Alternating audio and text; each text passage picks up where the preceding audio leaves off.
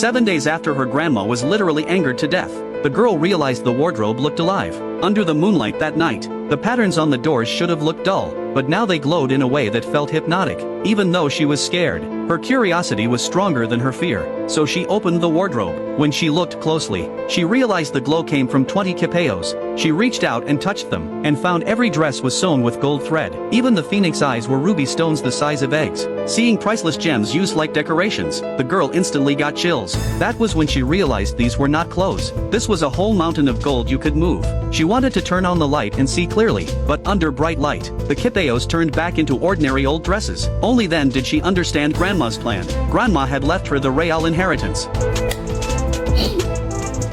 3 days earlier, the grandma who had raised her for years, suddenly died from a serious illness. Her 4 uncles who had not come home in over 10 years, all rushed back after hearing the news, ready to split up the old woman's estate. The girl took out a letter grandma had left behind, but after the 4 men read it, they found only a phone number inside. Desperate to claim the inheritance, they called it. Soon a lawyer walked in, and began reading the old woman's will. The will clearly stated, Grandma's 4 houses went to the 4 sons, but the granddaughter who cared for her got nothing. 幸好咱妈还没老糊涂，知道不能把房产留给外人。 While the girl was hurt by her uncle's words, the lawyer gave her a meaningful look before leaving, but the girl had no idea what it meant. 1 hour later, 3 uncles had already left. Only the second uncle stayed behind. First he squeezed out a few fake tears, then told the girl not to blame grandma. After all, her cousin needed a house to get married. When the girl stayed silent, he thought she refused to leave, because she got nothing. 哦，对了，我妈生前最喜欢穿旗袍，她柜子里那20多件，料子虽然旧了，但款式应该还行。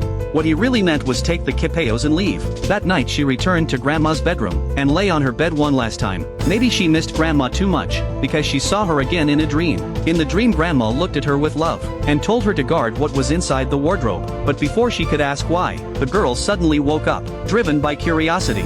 She slowly opened Grandma's wardrobe. In an instant, golden light blinded her. Only after looking closely did she realize, those old quepayos everyone looked down on, were all sewn with real gold thread. The phoenix eyes on them were huge ruby stones. Even the decorative diamonds and pearls were all worth serious money. She could barely believe her own eyes, because together these quepayos were worth a mountain of gold. She wanted to turn on the light for a clearer look, but once the dresses hit the light, the glow disappeared completely. Only then did the girl understand Grandma's plan. Grandma knew her 4 sons would come fight for the estate, so she used this method to hide the family treasure inside old dresses. But once the girl calmed down, she found a brutal problem. These jewel-covered quepayos weighed hundreds of pounds. How could she move them out under her uncle's noses? There was no way she could do it alone. The frustration hit her hard. As dawn was about to break, the girl suddenly remembered the lawyer from earlier. She called him like he was her last hope, and the lawyer seemed to have expected it. The second he got her call, he knew what happened. 孙小姐，你是不是发现了什么？